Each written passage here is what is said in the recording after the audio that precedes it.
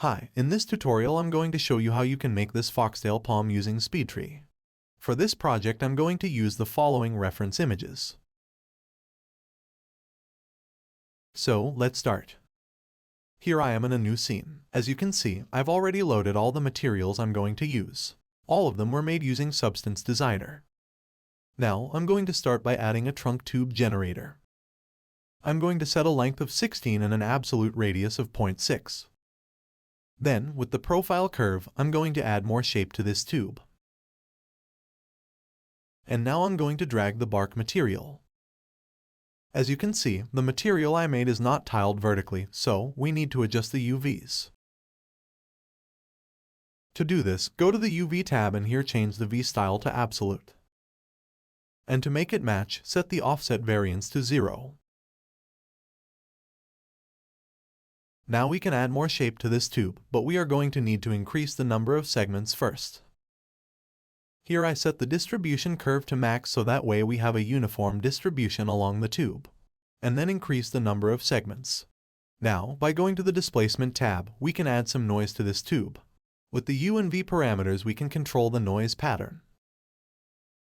I'm going to choose a value of 0.3 for U and 2 for V. And I'm also going to reduce the amount of noise.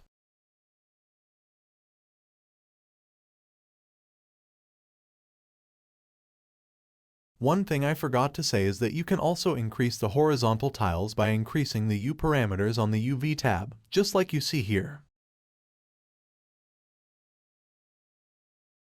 Now, to continue, I'm going to model the crown shaft. Here we have two options. The first option is to add an extension on top of this tube generator. Then, drag the material and set the displacement and late noise to 0. After that we can use the radius profile curve to model the crown shaft, but as you can see it's not possible to change the radius at the bottom. The second option is to add a zone generator on top of this tube generator. With the position parameter we can move this generator along the trunk. But you need to be careful when you set its position because if you randomize your model this zone is going to randomly change its position.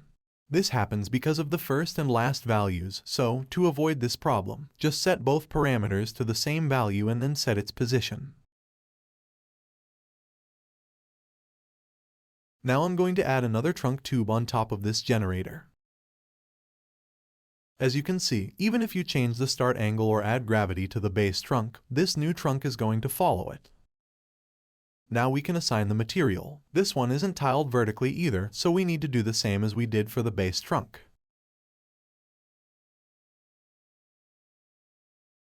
After that we can adjust the radius profile curve to shape it.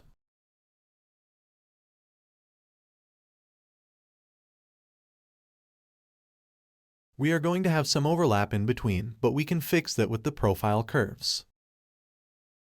Now, to make the top part, we can add an extension generator. Then set the displacement and late noise to 0. After that I'm going to increase its length. And adjust its UV.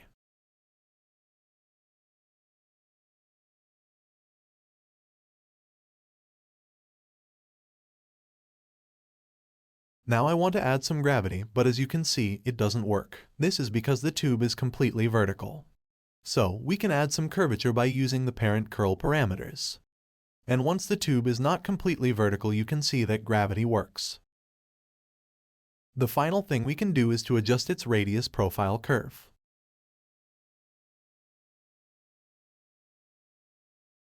Now I'll add the leaves. I'm going to start by adding a branch tube generator, and then change its material. I'm going to set its generation mode to absolute steps and use 5 steps and 2 nodes per step, so that way we are going to have 10 leaves. I use this generation mode because I want to have an absolute control on the number of leaves, which is kind of difficult to achieve when you use the interval mode. Then we can add some roll to cover all sides. And then we can choose the boundary values. I'm also going to decrease their radius and adjust their profile curve.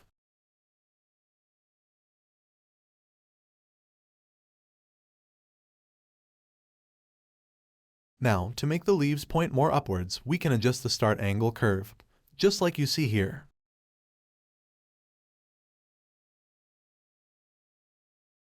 Another thing I want to do is to enable welding, so that way we have a smoother transition. With the lower scale parameter we can spread this weld down. And with the amount parameter, the whole weld. This weld would look better if we had more radial segments, so I'm going to increase it a little more. We might not need that many segments at the tip, so with the blue curve we can reduce it. I'm also going to decrease the number of segments as it seems too much. Now I'm going to add variance on the start angle, and some gravity. With the green curve, we decrease its effect on the top leaves and increase it for the bottom ones. With the blue curve, we can increase gravity at their tips, just like you see here. You can add some variance to this parameter too.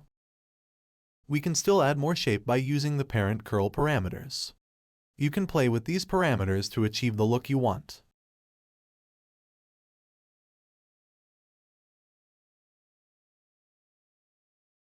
Now it's time to add the leaflets. I'm going to start by adding a tubes generator as usual.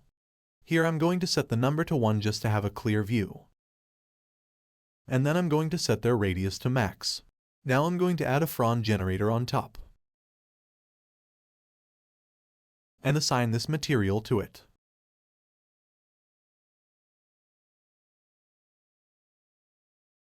As you can see, it already has a mesh assigned. Here you can see that mesh. This one is a custom mesh since making a mesh with a uniform face distribution inside the cutout editor is difficult. Now we can just change the tube's type to skin only and set its visibility to 0. These are just going to carry the leaflets. To fix this gap, set the start boundary value to 0. Now we can go to the spine tab to reduce their lengths. And then increase the frequency value to add more leaflets. Then we can increase the count value to fill all sides. I've added a value of 11. I then reduce the first value so they start closer to the base. And then set the last value to 0.99. Then add some spread in spiral.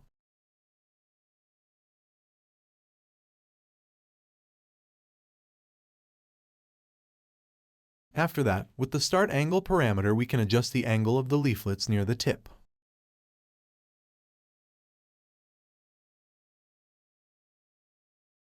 Now, here you can see that with a roll value of 0 all leaflets are aligned in one direction. If you set the roll parameter to 0.5 they all rotate 90 degrees. So, to have leaflets with roll parameter values between 0 and 0.5 you can set the roll value to 0.25 with a variance of 0.25. Now, they all have the same length, so add some variance to this parameter. Then we can add more shape by adding gravity and parent curl variances.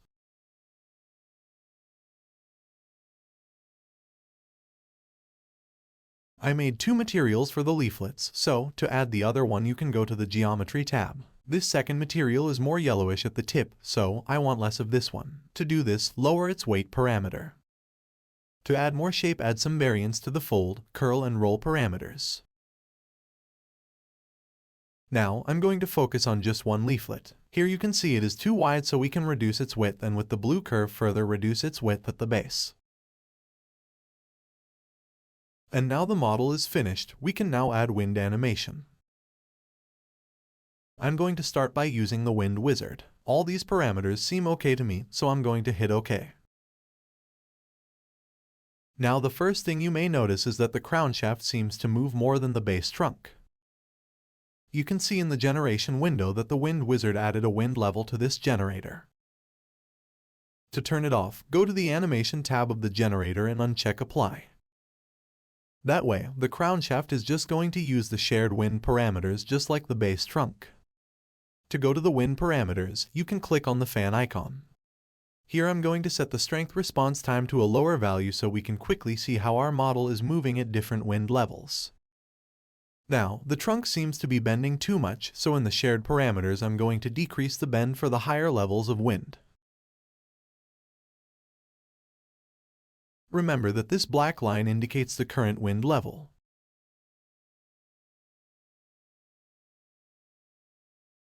I'm also going to reduce the frequency so it doesn't oscillate too much.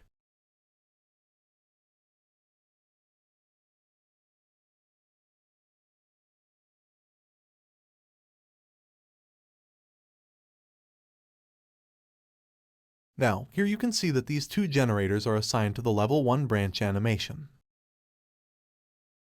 You can also notice this because if you disable the level 1 branch animation, they stop moving.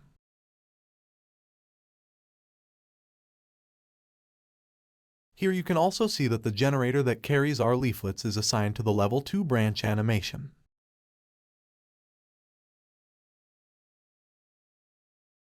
Now, this oscillating animation comes from the frond animation tab. You can tone it down by adjusting its parameters to make it look really subtle.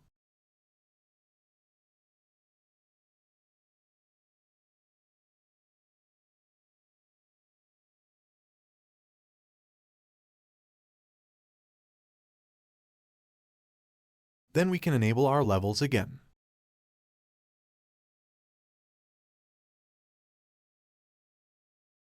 Now, you can see that all leaflets seem to move at the same time, so we can increase the independence and chaos parameters to lessen that appearance.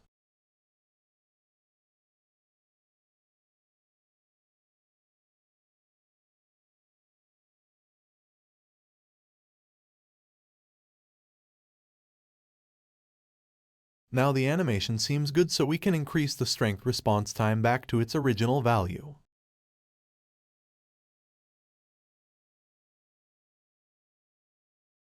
And that's all for now. Once again, the files will be on my Gumroad. Thanks for watching.